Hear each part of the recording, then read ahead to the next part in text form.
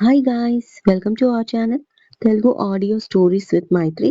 నా ఛానల్ని ఎవరైనా ఫస్ట్ టైం చూస్తున్నట్టయితే తప్పకుండా లైక్ చేయండి, షేర్ చేయండి, సబ్స్క్రైబ్ చేసుకోండి నా ఛానల్ని.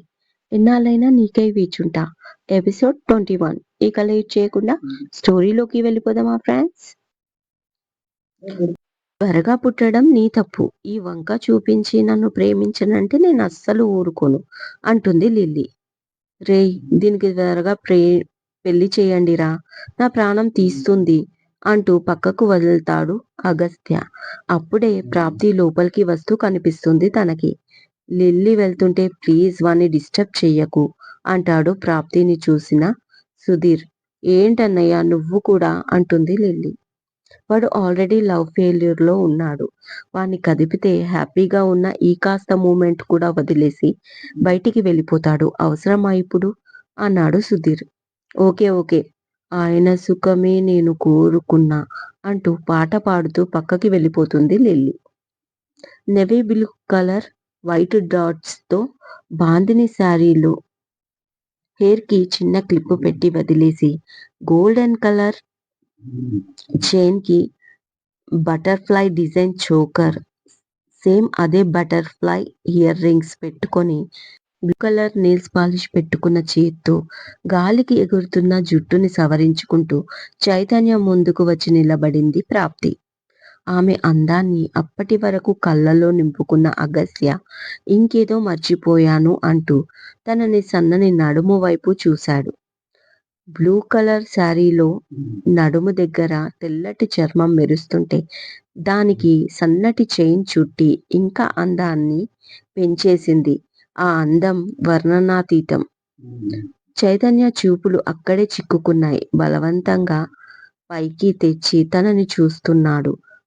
అందమైన పెదాలతో హాయ్ అని తనని చూస్తున్న అగస్యని చారేటంత కళ్ళతో కోపంగా చూస్తుంది ప్రాప్తి. తను వచ్చి అగస్యకి 4 సార్లు హాయ్ చెప్పినా తను వింటే కదా, అందుకే కోపం వచ్చింది ఆమెకి. ఏంటి చంపేద్దామని డిసైడ్ అయ్యావా అడిగాడు ఈ లోకంలోకి వచ్చి వీలైనంత నార్మల్ గా ఉండడానికి ట్రై చేస్తూ అగస్త్య. ఏంటి అంటుంది ప్రాప్తి కన్ఫ్యూజ్ గా. మరా చూపేంటి, నీ ఆస్తి ఏదో కొట్టేసినట్టు అనుకుంటూ ముందుకు వెళ్ళిపోతాడు కేర్లెస్ గా అగస్త్య. అతనికి తెలుసు ప్రాప్తి అతని వెనకే వస్తుందని, ఎందుకంటే అక్కడ ఆమెకు ఎవరు పరిచయం లేదు కదా మరి. అది కాదు సార్, ఆ ప్రాజెక్ట్ హెడ్ ని ఒకసారి కలిసి వెళ్ళిపోతాను, పాప పడుకోకుండా ఏడుస్తుంది నేనకపోతే అంది ప్రాప్తి. ఒక నిమిషం ఆగి తనని ఒక చూపు చూస్తాడు. తలదించుకుంటుంది ప్రాప్తి. అతను ఇంకా రాలేదు, రాగానే కలిసి వెళ్ళిపోవచ్చు, కూర్చో అంటూ టేప్ చూపిస్తాడు. తను ఒక చోట కూర్చుంటుంది ప్రాప్తి.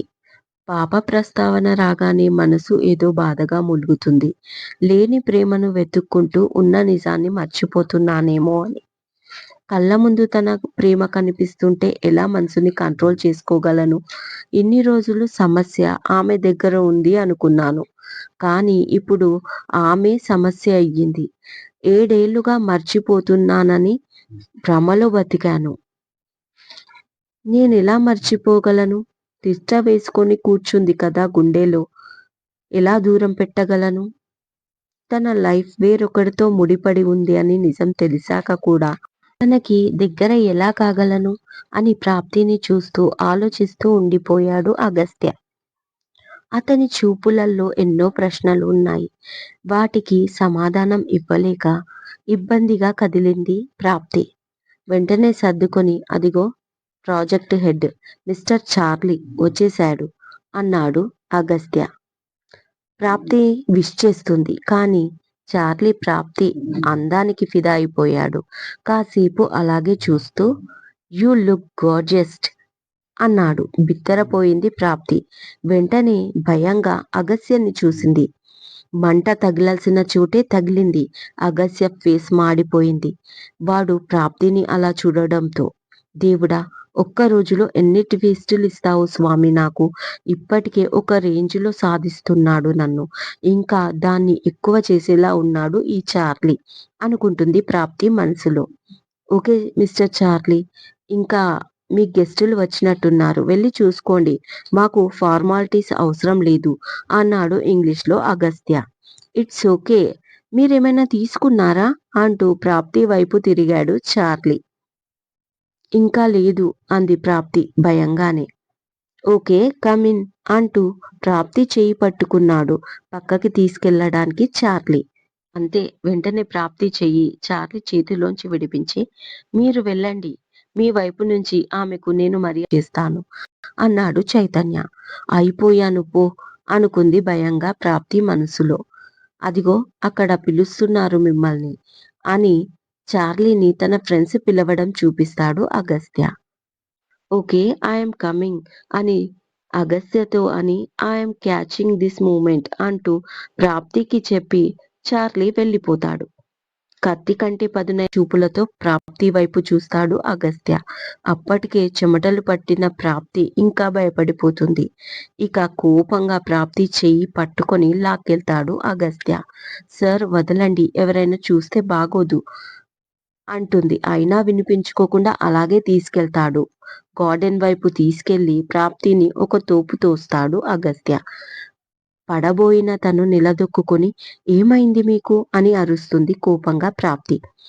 పిలవగానే పార్టీకి వచ్చేస్తావా? కనీసం వెనక ముందు ఆలోచించాల్సిన అవసరం లేదా? నైట్ ఒక్కదానివే ఎలా బయటికి వస్తావు అసలు నువ్వు? ఏ ధైర్యంతో వచ్చావిక్కడికి పార్టీకి అంటూ అరిచేశాడు అగస్త్య. బిత్తరపోయి చూస్తూ అదేంటి మీరే కదా రమ్మన్నారు అంటుంది ప్రాప్తి. రమ్మంటే వచ్చేస్తావా? అన్ని విషయాల్లో నా మాటే వింటావా నువ్వు? అంటూ పైకి వచ్చాడు. వెనక్కి అడుగులు వేస్తూ ప్రాప్తి. అగస్య సార్ ఏం మాట్లాడుతున్నారు మీరు అనగానే నోర్ముయ్ లేకపోతే పళ్ళు రాలిపోతాయి. అందంగా ఉన్నానని పొగరా? లేక కావాలని నీ అందాన్ని ఎగ్జిబిషన్ చేస్తున్నావా? ఇప్పుడు వాడు నీతో మిస్‌బిహేవ్ చేస్తున్నాడు. ఇలాంటి టైంలో నీకు సెక్యూరిటీ ఎక్కడిది? పెద్ద పెళ్లి చేసుకున్నాను అంటావు. ఎక్కడ వాడు? ఇలాంటి టైంలో భద్రంగా చూసుకోవాలి కదా! ఇవాళ నేను పార్టీకి రావద్దు అనుకున్నాను. నేను రాకపోతే నీ పరిస్థితి ఏంటి? అని కోపంగా అడిగాడు అగస్త్య. మీరు ఏం మాట్లాడుతున్నారో మీకు తెలియట్లేదు. చాలా చీప్‌గా మాట్లాడుతున్నారు నా క్యారెక్టర్ గురించి అంటుంది ప్రాప్తి కోపంగా. ఆ! చాలా ఉందిలే. నీకు క్యారెక్టర్ కనిపిస్తూనే ఉంది కదా! ఆ చీర, ఆ ఎక్స్‌పోజింగ్ అంటూ హేళనగా మాట్లాడతాడు అగస్త్య ఒక నిమిషం. మిస్టర్ అగస్త్య నా గురించి మీరు చాలా చీప్‌గా మాట్లాడుతున్నారు. నేను అంత చిల్లర పనులు చేసేదాన్ని కాదు. వాడు నాతో తప్పుగా ప్రవర్తిస్తే చూస్తూ ఊరుకుంటానా? చావనైనా చస్తాను. కానీ అంటూ వెక్కి వెక్కి ఏడుస్తుంది ప్రాప్తి. ఏ ధైర్యంతో వచ్చారని అడిగారు కదా! మీరున్నారనే ధైర్యంతోనే వచ్చాను. కానీ మీరే ఇలా మాట్లాడుతుంటే మిమ్మల్ని నమ్మి వచ్చినందుకు నా మీద నాకే అసహ్యంగా ఉంది అంటూ అక్కడి నుంచి బయటికి వెళ్ళిపోతుంది ప్రాప్తి. అలా పార్టీ జరుగుతున్న ఫ్లోర్ నుంచి కిందికి దిగింది ప్రాప్తి ఏడుస్తూ. ముందుకు వెళ్ళిపోతుంది. ఎప్పుడు ఏడుపే మిగిలింది నాకు. ఒక క్యారెక్టర్ లేని దానిలాగా కనిపిస్తున్నాను అగస్త్యకి. నేను చేసిన తప్పు అలాంటిదే కదా! అందుకే మరి నన్ను ఇంతలా టార్చర్ చేస్తున్నాడు. అయినా నాకు బుద్ధి లేదు. రమ్మనగానే రావడం నేను చేసిన తప్పు అనుకుంటూ ఏడుస్తూ ముందుకు వెళ్తున్న తనకి అనుకోకుండా ఒక వ్యక్తి డాష్ ఇస్తాడు. పడబోయిన ప్రాప్తి సారీ అంటూ వెనక్కి తిరిగి చూస్తుంది. అంతే భయంతో వణికిపోతుంది ఆ వ్యక్తిని చూసి. ప్రాప్తి మాటలు విన్న అగస్త్య కేర్‌లెస్‌గా డ్రింక్ సెక్షన్ వైపు వెళ్తాడు. రేయ్! ప్రాప్తి ఎక్కడ్రా? అని అడిగాడు సుధీర్ వచ్చి. వచ్చింది వెళ్ళిపోయింది అంటూ కోపంగా 2 పెగ్గులు తాగేశాడు. అదేంటి అంత త్వరగా వెళ్ళిపోయిందా? కనీసం తిన్నదా లేదా అనగానే ప్రాప్తి ఏడవడం గుర్తుకొచ్చింది అగస్త్యకి. మనసంతా బాధగా అనిపించింది. అందులో వింతేముంది? ఇప్పుడు నేను కూడా వెళ్తున్నాను. అలా వెళ్తే ప్రపంచమేమైనా ఆగిపోతుందా? అంటూ అక్కడ నుంచి అగస్త్య కూడా బయటికి వచ్చేస్తాడు ఉండలేక. వింతగా చూస్తాడు సుధీర్. వీడికి మత్తు బాగా ఎక్కిపోయినట్టుంది అనుకుంటూ. తనని ఢీకొట్టిన వ్యక్తిని చూసి నాగులు నువ్వా? అంది ప్రాప్తి.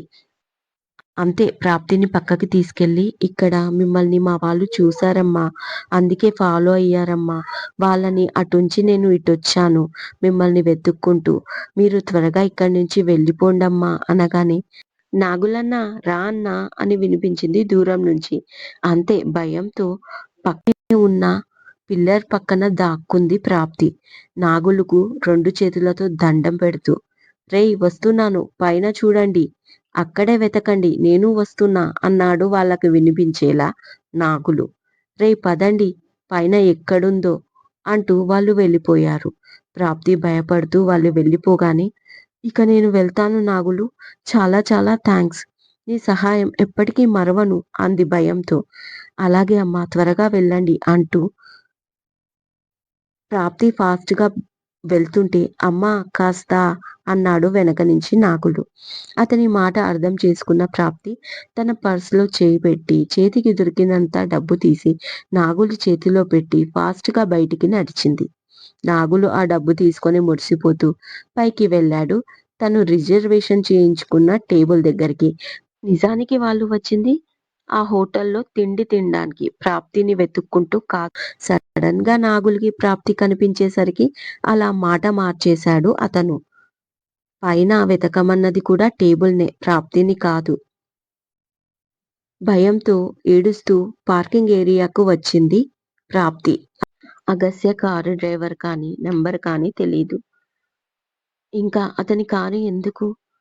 కూడా ఎక్కడో వదిలేశాను అనుకుంటూ చీర చెంగుని తల నిండా కప్పుకొని ఫేస్ కవర్ చేసుకుంటూ ముందుకు అడుగులు వేస్తుంది.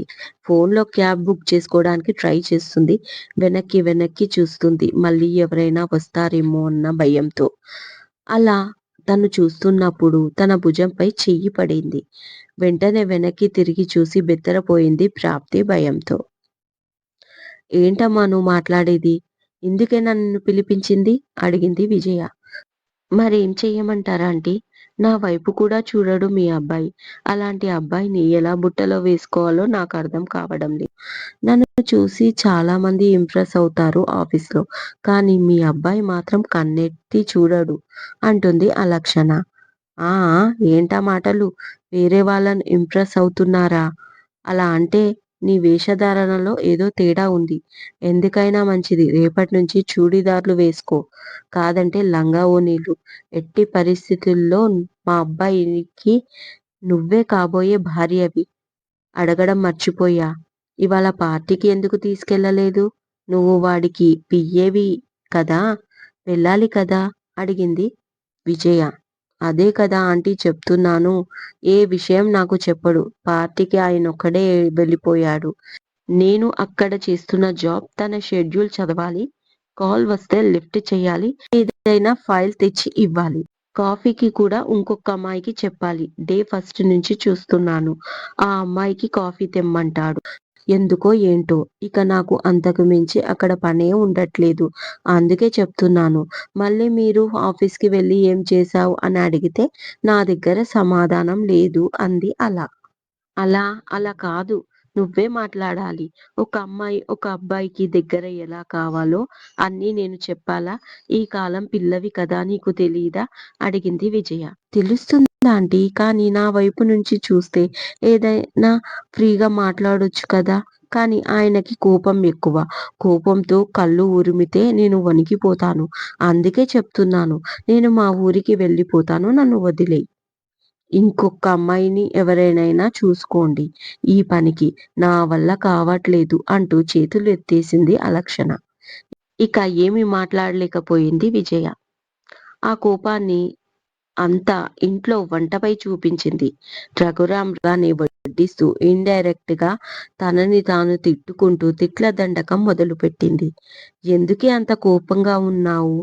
అంటే అలా చెప్పినవన్నీ చెప్పి ఇప్పుడేం చేద్దాం చెప్పండి. వాడు పెళ్లి చేసుకొని బాగుపడేలా లేడు. ఇద్దరు కొడుకులున్నా ఒకే కోడలు వచ్చేలా ఉంది నా బతుక్కి అంటూ విజయ్ ఏడవడం మొదలుపెట్టింది. రఘురాం చాలాసేపు సర్ది చెప్పాడు. వాడ్ని పెళ్లికి నేను ఒప్పిస్తాను అని మాట ఇచ్చాడు. ఆ తర్వాత అడుగుతుంది. ఆఫీస్‌లో ఒక అమ్మాయి ఉందంట. తనతోటే కాఫీలు, టీలు మోపిచ్చుకుంటున్నాడంట అంది విజయ. ఇదండి ఇవాళటి ఎపిసోడ్. ఈరోజు ఎపిసోడ్‌లో మీకు కొంచెం ఎక్కువే ఇచ్చానండి. ఇకపైన సీరియల్ ఇంట్రెస్ట్‌గా మారుతుంది. కాబట్టి అస్సలు మిస్ అవ్వద్దు. అలాగే నచ్చితే లైక్ చేయండి, షేర్ చేయండి, సబ్స్క్రైబ్ చేసుకోండి నా ఛానల్‌ని. మరొక మంచి ఎపిసోడ్‌తో మీ ముందు ఉంటాను. మైత్రి.